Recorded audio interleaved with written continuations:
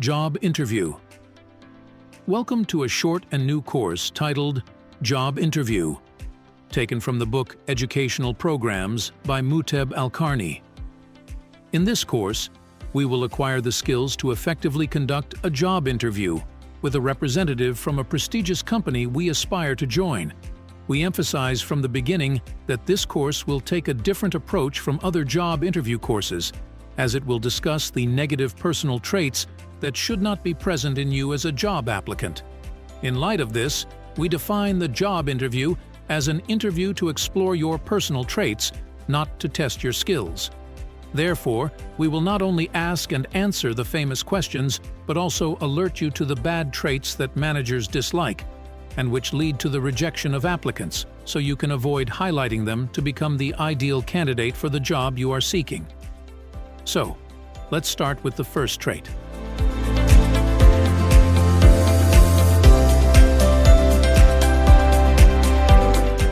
The most prominent negative trait disliked by managers and employees is arrogance. Arrogance entails significant problems, chief among them being not listening to management's directives. Therefore, the interview aims to explore this trait through the question, "Tell us about yourself for 5 minutes." Succeeding in the interview requires suppressing signs of arrogance when talking about yourself. If you are in an Islamic country, you can answer by saying, "My name is so-and-so, I live in such and such, and I am grateful to have graduated at the top of my class in high school. Thanks to God, I graduated from university, ranking 3rd. In 2015, I was fortunate enough to be promoted. Thanks to God, and I must acknowledge the instrumental support of my colleagues who stood by me even after my initial promotion was rejected." These are modest phrases you can include in your speech to eliminate signs of arrogance. What are the suitable phrases in your language that you can incorporate in your response to reduce your conceit and arrogance?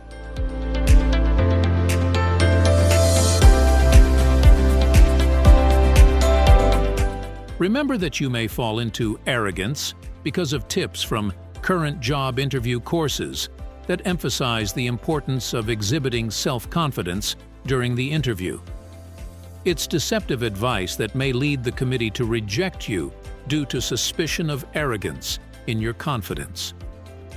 Instead, the committee may lean towards preferring shyness over confidence, because the shy tend to listen more to instructions. Remember that not all jobs require self-confidence.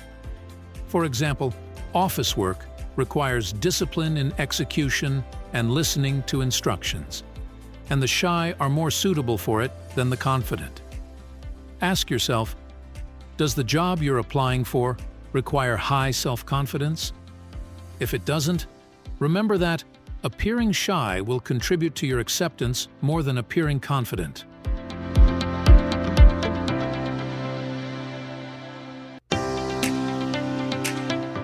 Another negative trait disliked by managers and employees is confrontation.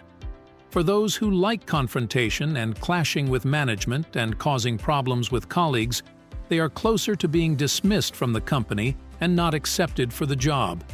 Since the interview's goal is to reveal the trait of confrontation in the applicant, the question, "Why did you leave your previous job?" becomes a necessary and urgent question. You should hide the trait of confrontation if it was the reason for leaving your previous job. So, the ideal answer would be as follows. Actually, my departure from my previous job wasn't by choice. Circumstances beyond my control necessitated a change in location. I want to emphasize that my colleagues and management were always incredibly supportive and cooperative. They never failed to assist me in any way they could. If it weren't for personal circumstances, such as mentioned specific reasons, I wouldn't have considered leaving my previous position.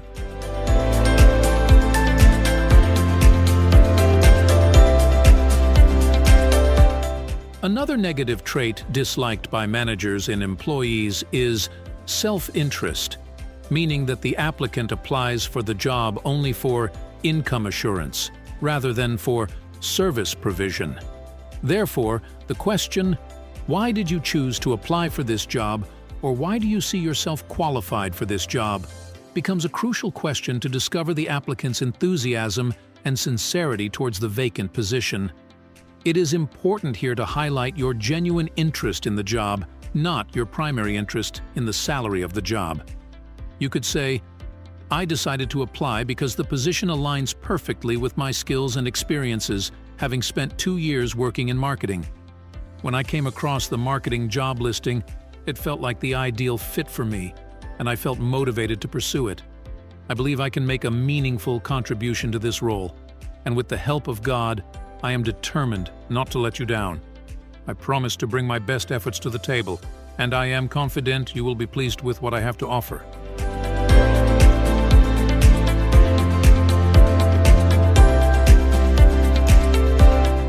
One of the worst traits that managers also fear is tardiness or absenteeism.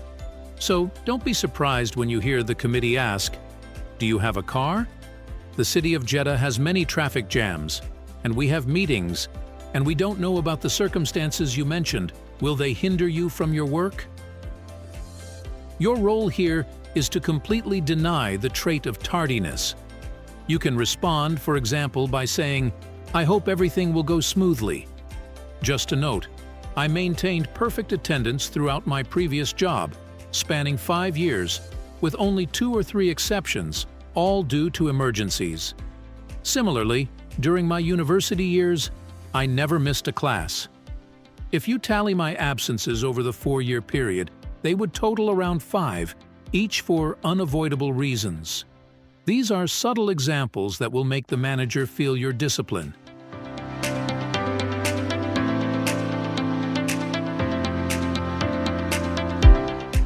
To ensure your punctuality, the manager may ask a challenging question saying, "How do you deal with work pressure? If we assign you a task to be completed in a week, how will you act?"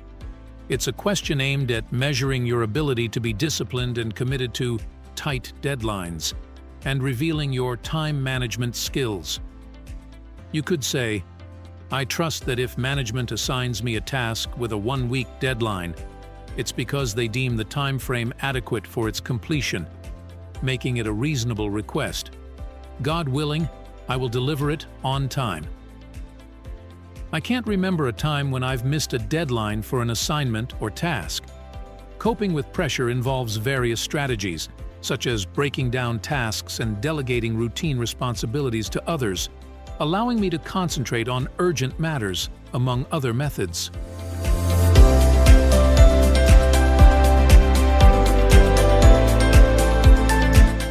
Remember that ready-made answers like "time management is achieved by task scheduling and using an Eisenhower matrix, etc." may not be useful in the interview, because most interview questions are not tests of your time management skills, but rather an exploration of your negative traits that may hinder you from meeting deadlines. It's better to express your philosophy towards things in general. For example, saying that the management will only request urgent work if they believe there's ample time for it to be completed. Is a philosophy indicating your awareness that you don't expect impossible deadlines, which the committee supports, as the committee itself doesn't accept impossible deadlines. Remember that creating a shared human ground between you and the committee is what makes the committee more understanding and accepting of your responses.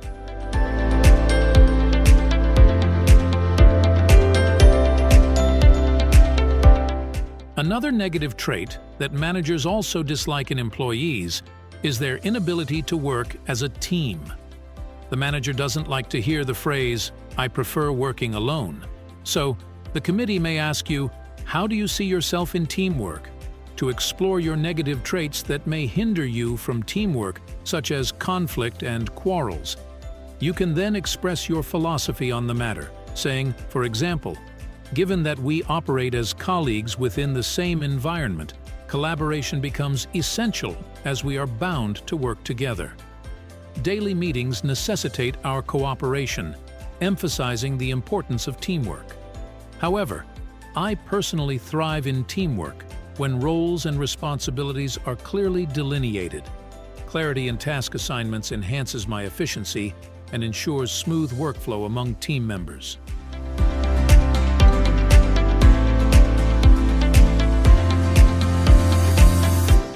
A philosophical response is better than saying, "I cooperate with the team," as the committee itself expects you to confirm your cooperation with the team, and they've heard this answer from previous interviewees. The committee is looking for the philosophical spirit of teamwork. However, remember that exaggerating in philosophy is not good. I don't mean that you should philosophize every answer, as this will give a bad impression that you're overly philosophical, not realistic. So, you should be direct and straightforward in some answers and philosophical in others. Make your answers natural and comfortable, not forcedly philosophical. If you find the manager responding to your words and saying, "We are aware of all this. Can you confirm if you're willing to collaborate with your colleagues? If so, that's the answer I'm seeking." Then know that he might be tired of your excessive philosophy.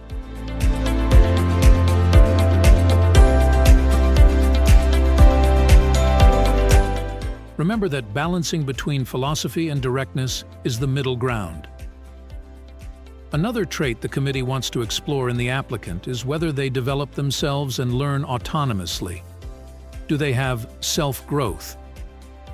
So, the question to explore that would be, what are your key strengths? Here, you can get rid of philosophy and answer honestly, saying, for example, "I consider my strengths to lie in effective listening and discipline. I prioritize attentive listening and strict adherence to instructions, setting me apart from others." They might laugh and say, "But we want someone who discusses our instructions in case." They are wrong, not someone who just listens, to which you can respond. True, I'm suggesting adhering to the instructions provided by the authority following careful consideration. If everyone were permitted to debate instructions, the company's progress would be hindered, and there would be constant challenges to the instructions.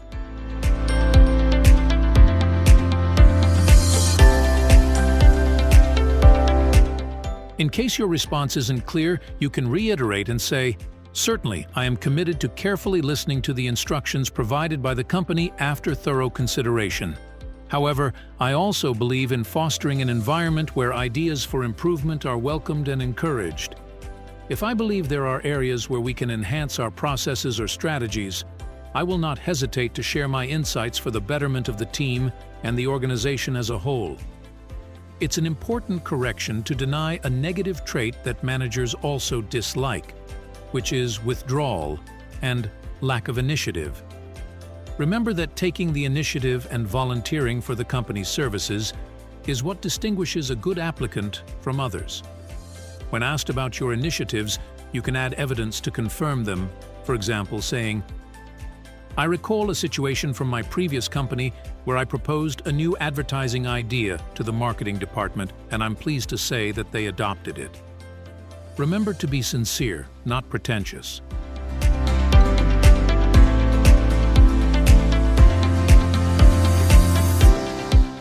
Since you mentioned your strength, which is listening and discipline, it's expected that the committee will ask, "What is your weakness?" Perhaps through your confessions, the committee will discover more negative traits that may hinder you from the vacant position. Here, you should not mention a weakness that hinders you from performing the vacant position, but rather mention a weakness that the committee shares with you, hoping to gain their sympathy. You could say, for example, "Like everyone else, I have weaknesses, and I'm not exempt from them. One of my main areas for improvement is my fear of public speaking. However, I actively work on overcoming this weakness every day to continually improve myself." Fear of public speaking is the top fear in the world, and it's a commendable confession from you that will lead the committee members to sympathize with you, because they are human beings who suffer from the same predicament.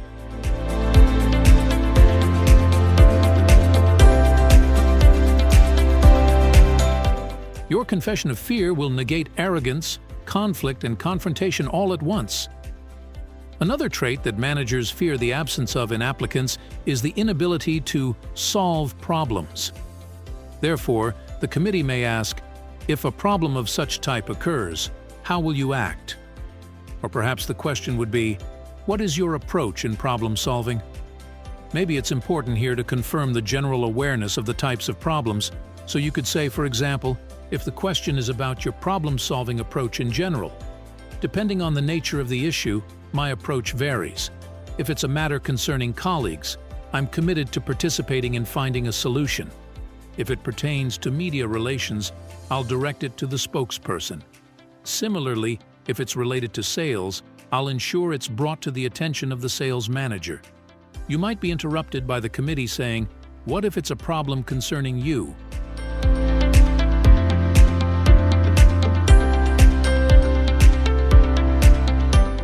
The committee wants to explore what you will do in case a problem related to your department occurs.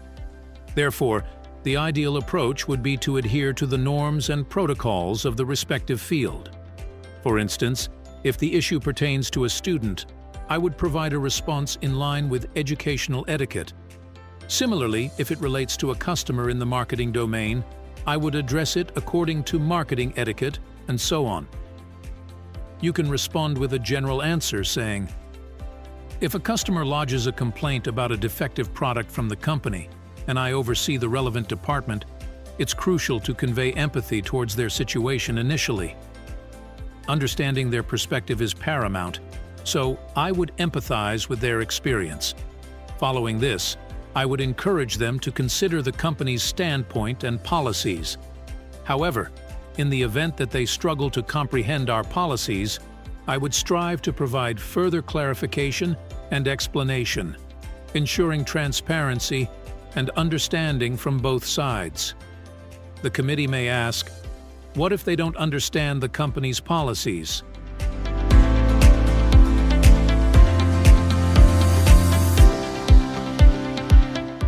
You might reiterate, saying, "I will follow the company's general policies."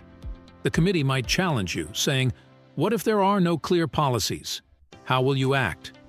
You can respond by saying, "I aim to seek a balanced compromise to satisfy all parties, as finding middle ground is often optimal.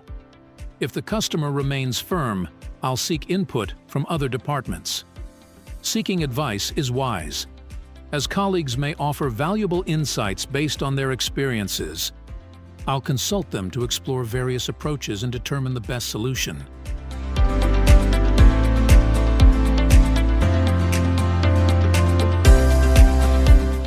Your last answer cannot be described as incorrect as the middle ground, and consultation are exemplary solutions. Another undesirable trait that managers dislike in employees is lack of adaptability. Therefore, a necessary question to explore the applicant's resistance and rejection of change is, what if you were transferred to another department or another city? Here you should deny the trait of resistance, saying, for example, "I don't mind working in any department in the company. I am an employee within its framework, and it is my duty to work for its interests. I will move to any department, and I expect the company to know that the new task aligns with my skills. Even if it doesn't align with my skills, the company will provide me with training courses to qualify me. I will move because it's a new experience I will add to my CV."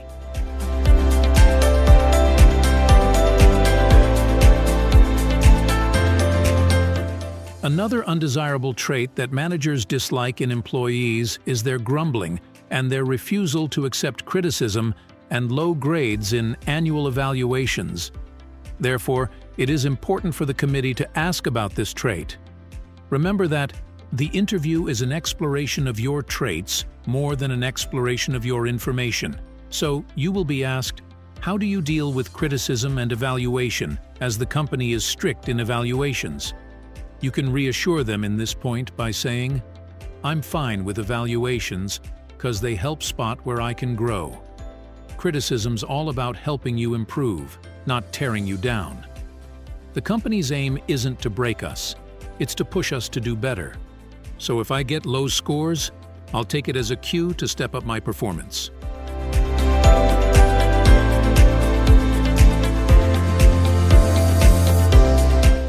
Another undesirable trait that managers dislike in employees is lack of accountability. Therefore, It is necessary to explore this trait in you.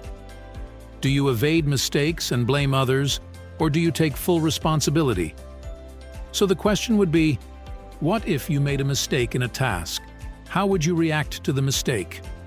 You can say, for example, mistakes are inevitable. In the case of a collective error, I acknowledge my role and collaborate with the team to rectify it. If the fault lies solely with me, I take full responsibility, accept any repercussions, and commit to learning from the experience. My intention is never to make errors intentionally, especially when instructions are explicit.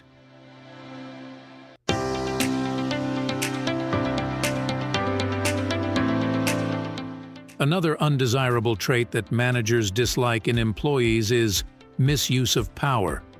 They want to explore your tendency to issue orders and to spot the dictator within you.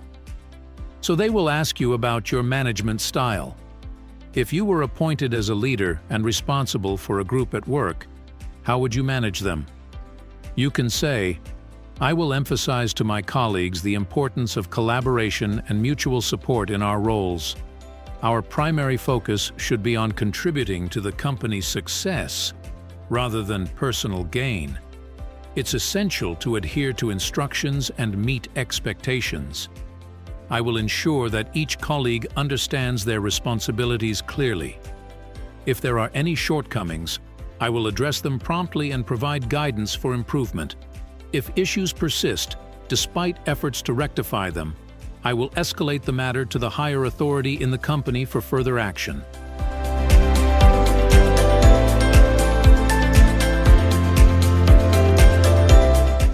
By your previous answer, you acknowledge to the manager that you do not misuse power and that they are the one who holds the power since you did not withdraw disciplinary authority from their hands. It is a reassuring sign for many authoritative managers. Another undesirable trait that managers dislike is credit-taking. Therefore, you may be asked, have you ever supervised a project and completed it successfully? Here, you should not forget the efforts of colleagues involved in the achievement.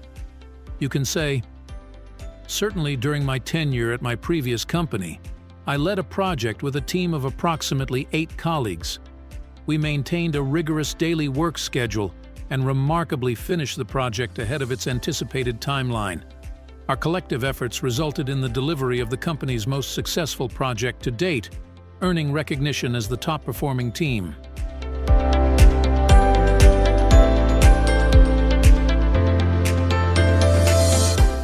After knowing the projects you presented to your previous institution, the committee will ask you, what will you bring to our company if accepted? It is a necessary and urgent question to confirm the new addition. It is a question that reveals the quality, value, and contribution you will bring to the company. So here you should list all the projects that you think serve the company and strive to bring in new ideas wherever possible. If you are not prepared with anything specific, you can say generally. At present, pinpointing a particular project is challenging. However, by collaborating with colleagues and leveraging their experiences and skills, we can propose a project that aligns with the company's goals and vision, serves its objectives, improves efficiency, and lowers expenses. Achieving this will necessitate thoughtful consideration and collaboration with our current team members.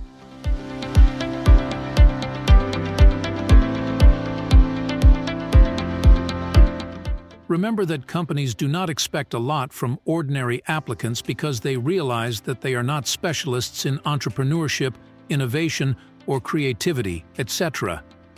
Therefore, you can suffice by answering the previous question. I am committed to contributing everything I have to offer in order to introduce new ideas to the company. If I am unable to generate something novel, I will actively participate in and support any new ideas the company chooses to adopt. Participating in adopting the company's directions, supporting them, and not opposing them, is a rare trait that administrations wish for.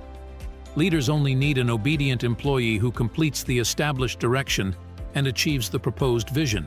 It is an announcement from you indicating that you are an added value to the company and a great supporter of its directions, which is what companies need. So the company's need is not for the idea, but for the will.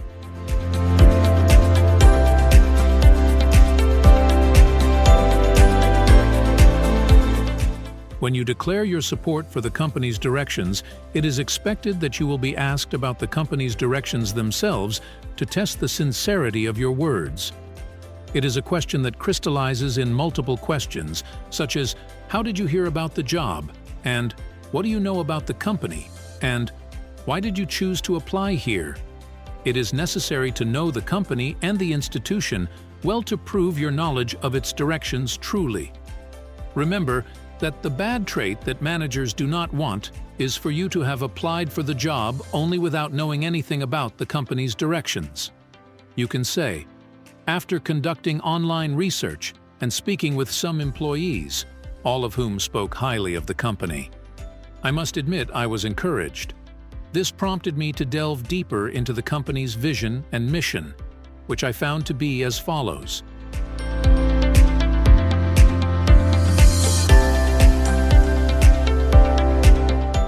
When you show your good knowledge of the company, the expected question after that is about your personal ambitions, as perhaps you came to the company for your own aspirations, so they got to know you. Here, you should be careful and remember that over-ambition is a trait that managers do not like, especially if you aspire to occupy advanced positions and leadership positions in the company. You declare that you came to dominate and advance yourself, not to cooperate and advance your company.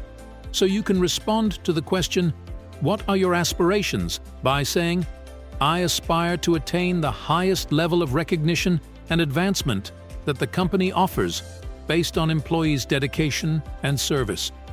I've noted the company's policies on scales, promotions, and incentives outlined on its website, and I am committed to diligently serving the company to achieve the highest level possible."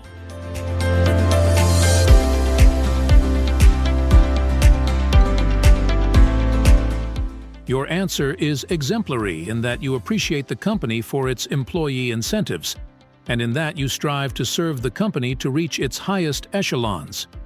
The company realizes that you will not reach the highest rank until you provide deserving services, and your ambition to provide these services means that you will be among the distinguished employees. Having ambition means a desire to serve. The worst answer you could give to the question, "What are your aspirations?" is to say, "I aspire to hold leadership positions in the company." It is a direct indication that you want power rather than service. Try the alternative. "While my aspirations are lofty, I understand that achieving them requires dedicated service to the company. I am prepared to give my utmost to contribute effectively towards its goals and success."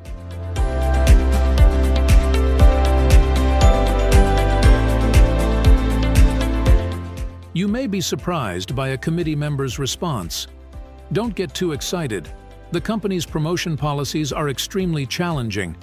Perhaps the aim of this response is to lower your expectations, and perhaps it is meant to explore your stance in case of not being promoted, and perhaps it is meant to explore how you deal with the company's culture and trends.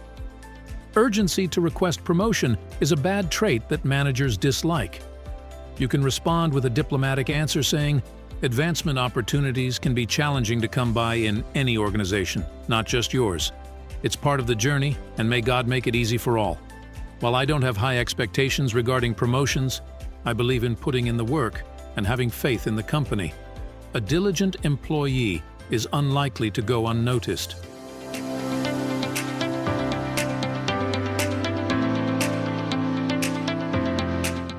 The penultimate question is an important one that companies mostly ask, which is, "How much do you expect your salary to be?" It is a question that reveals greed within you and whether you can be recruited or not. In this case, you can respond with a diplomatic answer affirming your awareness of the budget, expenses, company goals, and challenges that may arise. You could say, for example, "I anticipate that the salary will be aligned with the company's budget. While I'm not fully aware of the company's financial situation at the moment, I trust that the salary offered will be fair and appropriate for the responsibilities associated with the role. It's important that the salary reflects the tasks involved. Therefore, I am open to accepting the salary offered by the company for the position that I am applying for.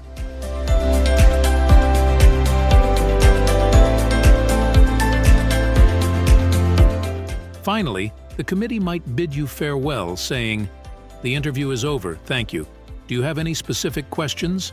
And they may not provide the opportunity for questions, just confirming that they will contact you if accepted. In case the opportunity is given for questions, you can end the interview by simply thanking them, or you can ask about the timing of acceptance announcements if it is not clear. This summarizes what will be discussed in the interview. I did not discuss questions that are often talked about, such as, "What is the last book you read?"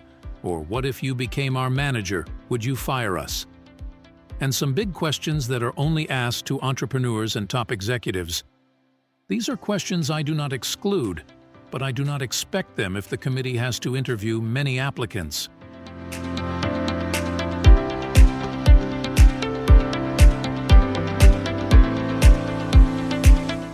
Finally, we come to the conclusion of the job interview course. In this course, I did not talk about the importance of clothing much, nor did I emphasize confidence too much, and I did not discuss all the questions or demand memorization of answers, but I pointed to big meanings, which are that the job interview is to measure personal traits more than testing information. So, the last advice I offer here is, be yourself. Yes, be yourself and don't try too hard or speak in formal language to seem as if you're in a comic play. Do not give this impression, for pretense is what gives this impression. However, do not underestimate pretense too much, to the extent that you make fun of the committee and are not prepared for questions.